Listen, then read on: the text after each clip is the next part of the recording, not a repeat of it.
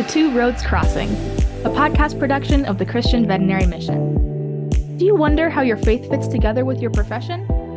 Well, join us as we explore how to live well at the intersection of two roads crossing.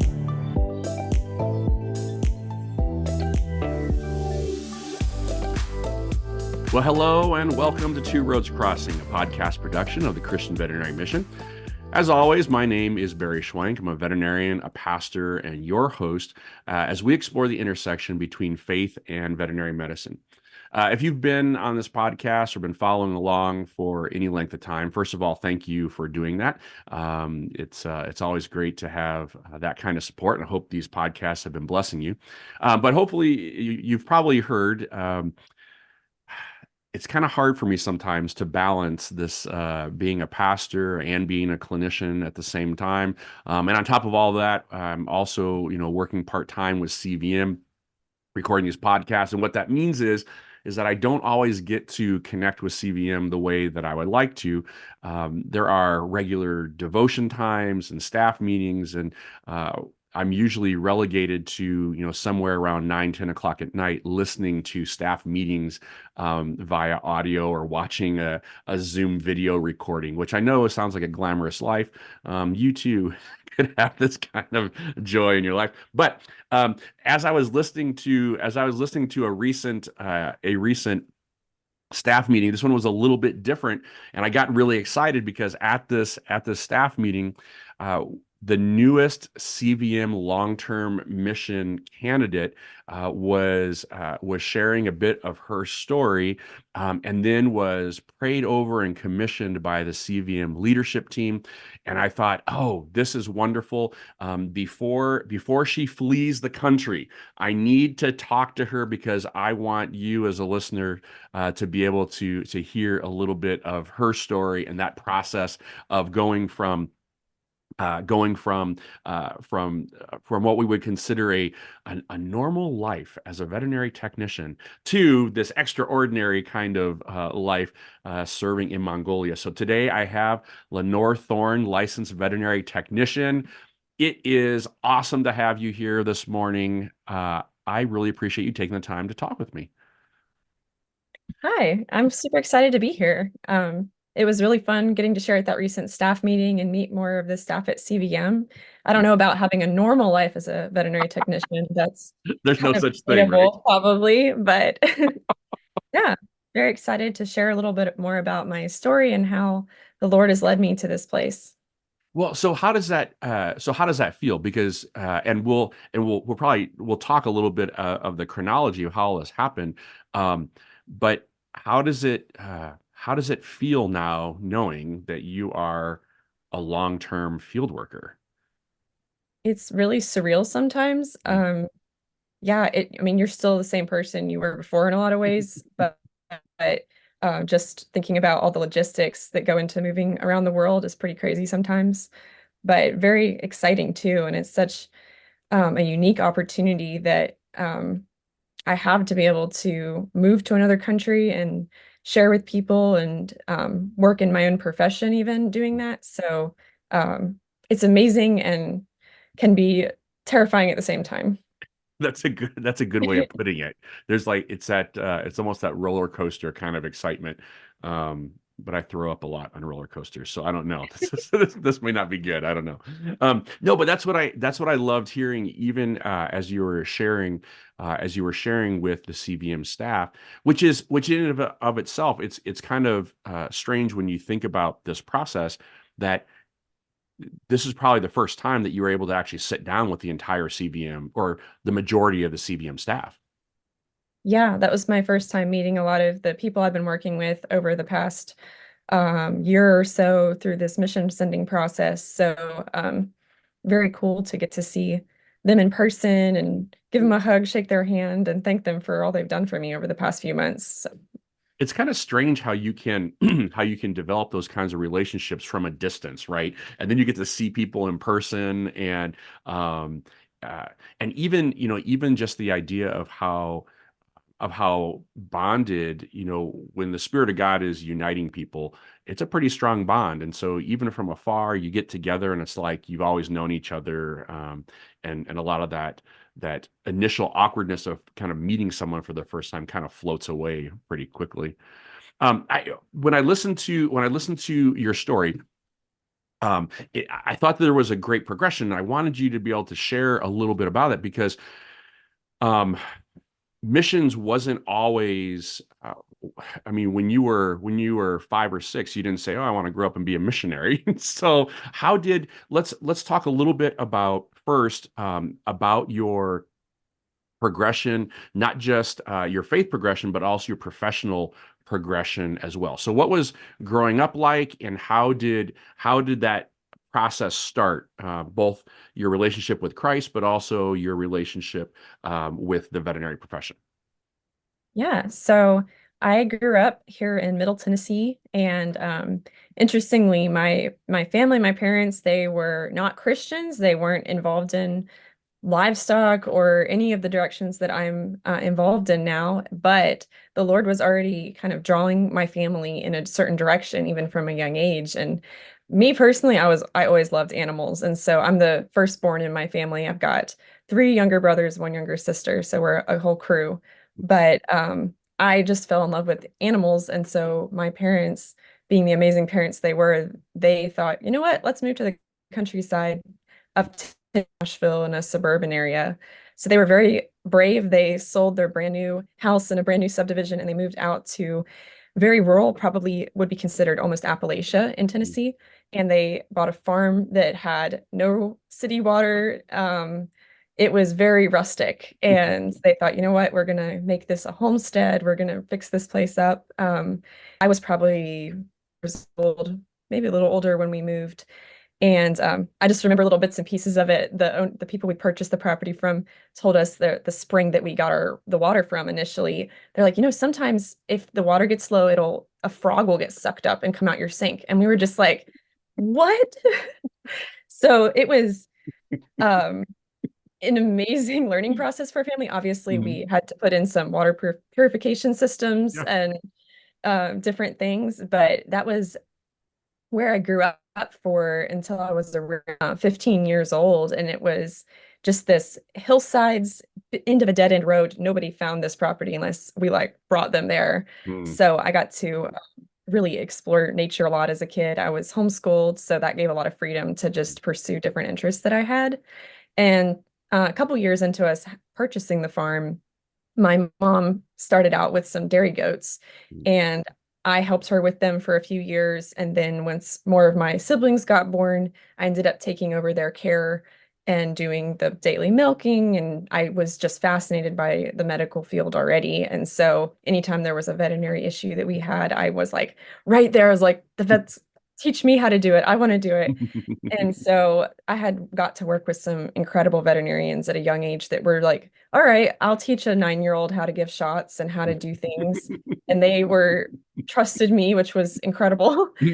And I just always went for it. One of my earliest experiences, kind of more in a professional setting with veterinary medicine, was a really awesome vet in our local area, Carthage, Tennessee. She was willing to let me come and kind of job shadow when I was 12 and even just let me watch surgeries and learn how to place IV catheters. And she was the one that kind of was like, you know what, I think you should consider going the direction of something in the veterinary field. And so at that point, I was really heavily invested in our family farm. And me and my sister had kind of started our own business when I was 13. My parents were supervising, but we did technically start it when I was 13 and used our own saved up money and bought our own goats. And we ended up kind of running that business together until 2022, right before I went to Mongolia the first time. So it was all through my high school years, all through my college years, I was managing that farm. And we did dairy goats, meat goats, fiber goats. We did everything goat that you could think of. And then we also got into sheep. We did a very unique breed called Jacob sheep. They have a special genetic trait where they can grow multiple horns. So some of our sheep would grow 4 to 6 horns on one individual. If you've never seen one, you'll have to Google it after this podcast because they're pretty neat. But all of those things, the Lord was just giving me different skill sets, and I would have had no idea how they would later play into my work with Christian Vet Mission, but just over that whole childhood, learning how to take care of small ruminants, getting into veterinary medicine, kind of following those interests, even I've just been sometimes overwhelmed by how God prepared me even for like the mission sending process in terms of like I had to learn how to market products and talk about my business a lot when I was younger. And so a lot of those skills that go into raising support and that sort of thing, I really feel like God prepared me well for that through my childhood and early years. And then in terms of faith, at the beginning, I mentioned my family wasn't Christian when we moved out to this farm. So we were going to an area that was very Christian conservative in rural Tennessee, and we were already kind of a large family living out there. And my mom had decided she wanted to homeschool even before she was Christian. And so she started getting involved in some local homeschool groups. And one of the earliest experiences kind of with Christians in our area was that she showed up with us kids to this homeschool group.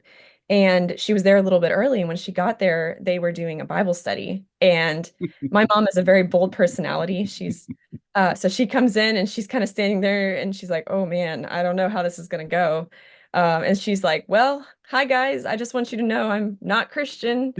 And that could have gone a lot of different ways, but the Lord put this lady there who we're still really good friends with her family. And she stood up and she said, that's okay. We want you to be here. And she gave my mom a hug and just brought her into that circle. And they never excluded us and they just continued to minister to our family. It probably was over 6, 7 years, but different families in this area just ministered, invited us for meals, just shared the gospel over and over in different ways.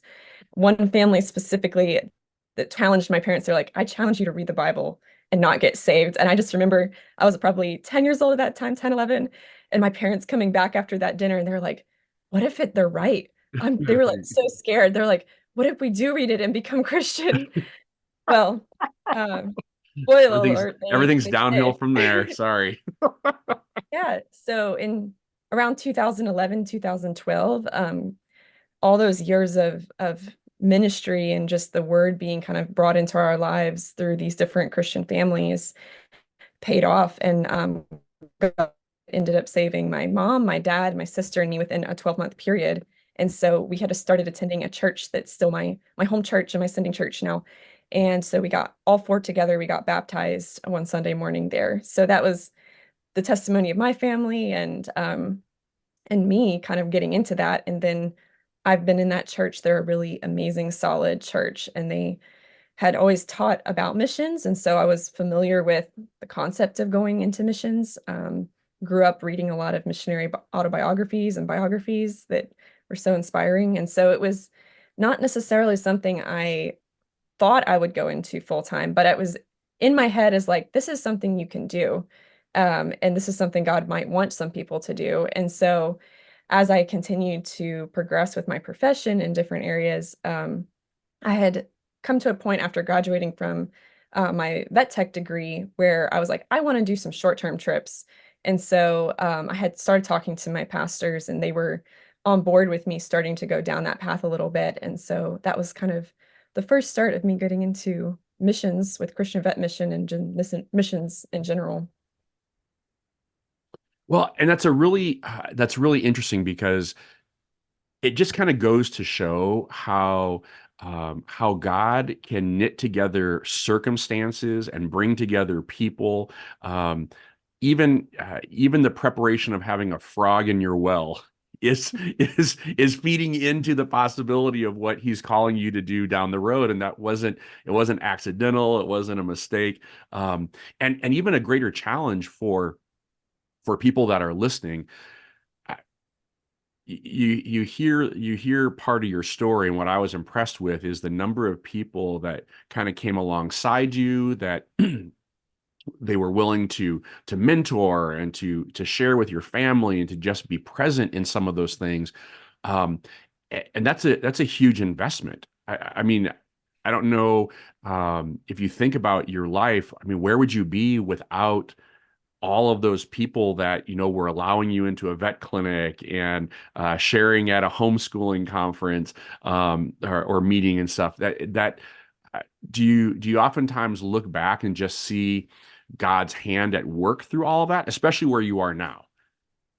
Absolutely. I mean, there's God definitely used all of those people to bring me to this point, and there's no way outside of like his providence that I would be here. So I'm just incredibly grateful and sometimes just marvel really at like the details that went into like certain skill sets that I had going to Mongolia that's like I would have never imagined that this would come in handy. One kind of funny example, a childhood friend of my sister's was really into Korean pop music, which is like, how would that possibly play into Mongolia? Well, because I was around her and she had like insisted on playing this music for me, I knew some bands and knew a little bit about it. And all my kids that I worked with in Mongolia are super into K-pop, and they would always be asking me about it. And I was like, Lord, I would have never in a million years dreamed that this would come in handy to like build relationships. But praise the Lord for knowing a little bit about K-pop going before going.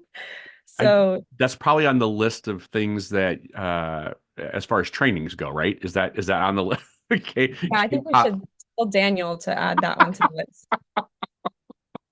Well, so okay, so you have this time, right, where your faith is developing, your interest, your passion for small ruminants, for medicine. It's all kind of kind of evolving over those years. What made you then decide to what made you decide then to go pursue a degree in veterinary technology? That's a good question. So I was pretty dead set against going to college most of my high school years because I was very invested in our farm and I was like full steam ahead. I'm just gonna manage this operation and go that to the highest degree that I could. But praise the Lord, in Tennessee, we have a scholarship program that offers basically anyone in Tennessee can get their associates Hmm. paid for if you meet certain requirements, which are pretty easy to meet. And so my mom's homeschooling me. I've been telling her all through high school, I don't want to go to college. I'm really satisfied with where I'm at. And then my 12th grade year, I was like, okay, well, you know what? I think I can't pass up an opportunity to get at least my associates Hmm. completely paid for. And so we had to like totally scramble to get me to meet the requirements to get into school and all of that because that was just not a direction I thought I was going to go. But I would really encourage people to go ahead and get the education. I wasn't on that page initially, and God certainly uses people that don't have a higher education in many ways, but I would not have guessed how much my professional degrees and license would be important to Hmm. get into other countries. So like I would not be sitting here being able to go to Mongolia today if I hadn't gotten my associates. And even I went and transferred after that and got a bachelor's in animal science. So that bachelor's degree I think was really important in terms of like getting a work permit in certain countries. So I would encourage people if you have the opportunity to get certifications, get degrees, Hmm. that is very important sometimes just to open the door to do ministry in other countries or to work in other countries. So I'm very grateful that the Lord kind of had to lead me in little steps because I don't know if I would have been down for a bachelor's degree out of high school. I had to, okay, I'll do an associate's. That was my veterinary technology degree. And I got licensed and then I started working in a clinic. And then some of the opportunities I was looking at most require a bachelor's degree. So I was like, okay, I'm able to work on that. So I worked part-time and finished my bachelor's degree in the next 2 years. So the Lord was really merciful. Another thing that he just really blessed with was I was able to graduate without any student loans. So um, praising him for that. Of course, it helped to have my vet tech degree already because I could work at that higher pay rate and then help pay for my classes that I was taking in college. But that was definitely providential on his part because then I was very free to pursue something like missions without that added weight of student loans. Although there are ministries out there that help people handle student loans, so I don't think it's necessarily like you can't look at missions if you have them. You certainly Mm, should and can look at opportunities even if you have student loans. But it does, if you can get through college and have less or none, mm. it's going to make you a lot freer to pursue different opportunities after that. Yeah, and actually, this would be a good time for us to give a shout out to our friends over at Project MedSend. I don't know that we've talked as much on this podcast about it, but you raise a really good point. For many within within this profession, if if God's laid this call of missions on your heart, oftentimes student debt is the one of the primary stumbling blocks that can prevent you from going. And Project Medicine is a wonderful organization. Maybe I need to get Rick or somebody on here to talk with us a little bit about what they do. But it's a grant giving organization that uh, once accepted, they provide your student loan payments while you're serving overseas. And that was our family was blessed to be able to participate in that particular program. And it was a huge, it was a huge thing for us. And but for you to get through without having any debt, that's pretty phenomenal.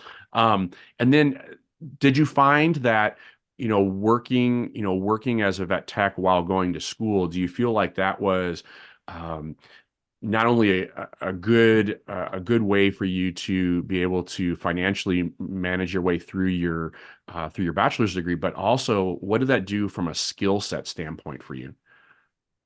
Yeah, so it was super valuable, I think, to Mm, have two. So when I graduated with my bachelor's degree, I had basically 2 years of clinical experience mm, working in clinic. And I had worked some before even my vet tech degree or during that time. So I think the Lord again just letting me have a little bit more experience going into it before I would head overseas to help teach and work in areas where they don't necessarily have as much ability to teach you some of these more advanced things. The clinic that I worked at for those 2 years was also a huge blessing. It was owned by two Christian owners, and they were very encouraging toward me pursuing my first short-term trips and different things, and really mentored me through that. Learning process. When I came to them, I was like fresh out of vet tech school, and I was like, I've read about things. I think I know how to do it, but I don't know. You're gonna have to walk me through sometimes. And they were I've read totally about happy. things. I love that. So they were really great at just letting me develop those skills. They were Mhm. also a clinic that allowed veterinary technicians. We have a lot of things we can do coming out of Mhm. school. Yeah. And a lot of vets aren't necessarily aware of that, or they've not worked with techs that have graduated from a program. Mm, And so working in a clinic where the doctors recognized I'm able to do certain things and let me kind of work to the full extent of my license mm, gave me an opportunity to really practice a lot of skills within the clinic that some techs don't get to do just because of the kind of culture within their clinic. The doctors do a lot more for all of the patients, and you might just be there holding a dog all day. right. But I got to take X-rays and do all of the things that I'm allowed to do as a technician. So that was a huge blessing as well. Yeah, from a from a professional standpoint, I mean that being afforded that kind of an opportunity where you can refine your skills, you can learn some new ones, you can get comfortable and more competent in that way. And I think from a veterinary standpoint, there are a lot of veterinarians who don't see that as a great opportunity um, to invest. And I like, even in a clinic setting, it's kind of like when Paul talks about us being connected as the body of Christ, right? We have these different parts that work together, and when you build up one part, it helps to strengthen the body. And so even within a clinic setting, as Christian veterinarians, we may be missing a little bit of the mark by not helping and coming alongside and mentoring and then encouraging and empowering our partners within the clinic setting to actually excel. Because when they do, oh my goodness, that takes such a load off. Like we're so much faster and more efficient and all of those things. And yet we sometimes fail at that. So that was a great opportunity for you. Now, did you So at this point in time, right, you've had this kind of you've had this time where you've been growing in your faith, you've been growing professionally. When did this idea of, hey, maybe one day I want to be a missionary, when did that first pop into your head, or the idea of even not even as a long-term missionary, because did it start with the idea of you feeling called to be a long-term missionary? Was it something that you just a short-term possible? How did that, how did that come to be for you? So my first exposure to CVM was COVID hit in 2020. I was at a veterinary conference near Nashville Mm, and just came across the booth. And I don't remember even who I talked to there. I wish I could remember now so I could thank them. But they just handed me some information and I was asking, like, I was still even asking, like, does CVM let veterinary technicians go? Because I mm, didn't know. And a lot of times I think other technicians and I myself felt the same way. It's like, am I qualified to do something like this? Is there a role for me with an organization like Christian Vet Mission? And they were really encouraging. They were like, absolutely, we can send technicians. We have technicians overseas. We've had them in the past. And so I was like, okay, I'm really excited about that then. And so kind of a little flashback, interestingly, my mom had been fascinated by Mongolia for years and we did goats and sheep. So we were kind of drawn to that culture and interested by a country where sheep outnumber people 10 to 1 at least. And so when I was first talking to whoever it was at the CVM booth, they were saying how much work they do in Mongolia. And I was like, really? Of all the places, y'all are in Mongolia. And I'll be totally honest, I was never even looked at other opportunities that mm, CVM had. I right. just was like, okay, if y'all are in Mongolia, that's where I want to go. Mm, And so I was not at that time interested in long-term missions, although kind of in the back of my head, I will admit it was always like this could be a direction I was interested in going, but I wasn't ready to make that commitment. So 2020 was not a great year for travel or so right after COVID, I had just gotten all that information from CVM, but then everything got shut down in terms of being able to do any trips. So it was not until the summer of 2022 actually that I got to go for the first time. Um, and that was amazing. I say short term, I think a lot of CVM trips are probably 2 weeks, maybe 10 days for a short term trip, but Mongolia is a little more flexible and they can really use you for a larger portion of time if you're free. And I was pretty free over that summer between my college semesters. So I started writing back and forth with the team over in Mongolia, and I was like, I think I want to come for a month at mm, least because like that ticket is a lot. I want to right. make it worthwhile. And so then they were like, you know what? If you stayed a little bit longer, you could go out and see what we're doing in the countryside and help teach Mm, English out there. And then if you just stayed a little bit longer, you could be a part of this. And all of those things sounded really cool and fun. And I just kept saying yes. And so suddenly I was going to be there like 2.5 months over the summer for my first trip. So I was like, you know what? I'm just gonna go for it. I yeah, I was just excited. I was like, as long as I get back in time to start my next semester, which right. my arrival date back in the US was like 1 week before classes started. I was like, hopefully I don't get delayed anywhere. But God was just all over that trip, and it was an amazing opportunity to see a lot of the different ministries that Christian Vet Mission is involved in through their short-term process and also their long-term missions, and meet so many people. And the Lord just used that to really make me think very hard about whether long-term missions was something I wanted to do. And so I came back home and was still undecided, although I went ahead actually and started a little bit of the process of Mm, figuring out what would it take if I did want to go into full-time missions with Christian Vet Mission. So I got in touch with Daniel. The people over there in Mongolia helped kind of get us connected and said, hey, yeah, we'd be okay with this girl coming long term. So that was helpful. mm. And so that I had a little bit of information to think about over the next year, but at that point I was still only committed to like, all right, I'll come back for another short-term trip and see Right. what happens. Well, and that's a good this is actually probably a good stopping point because I want to know about that first trip, and I want to know what gets you from having that initial reaction with a shout out to all the CVM region reps who stand nameless and faceless at booths across America, connecting and passing out pamphlets. But it's interesting, once again, kind of a God coincidence that he puts someone at a conference where you're walking by and hands you material and talks to you about something that your mom had been talking about forever and a day.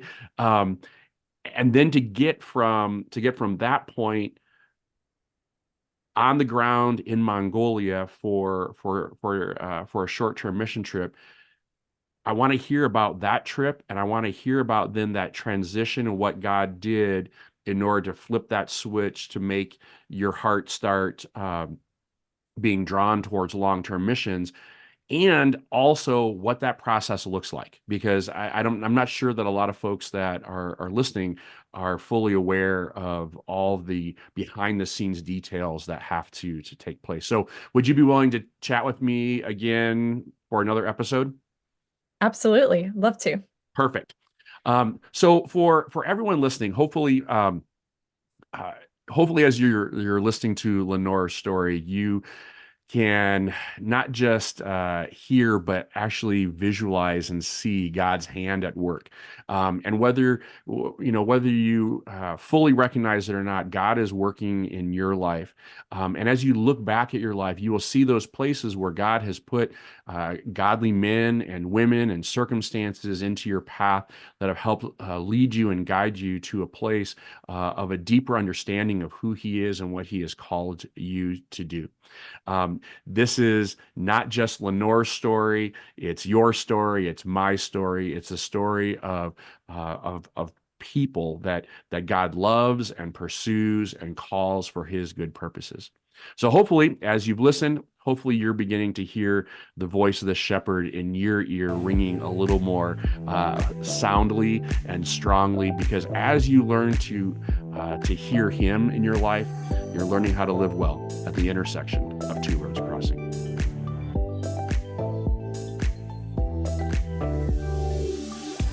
Thank you for listening to Two Roads Crossing, a podcast production of the Christian Veterinary Mission.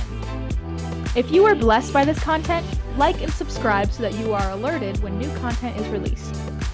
If you would like more information about CVM, or if you have questions, comments, or topical suggestions, you can find us online at www.cvm.org. Or you can contact us by emailing podcast@cvm.org. God has a plan for the nations, and that plan includes you. We pray that CVM has encouraged you to live out your calling with confidence and competence. So, until next time, may the voice of the shepherd ring loud and clear as you follow him in faith to the intersection of two roads crossing.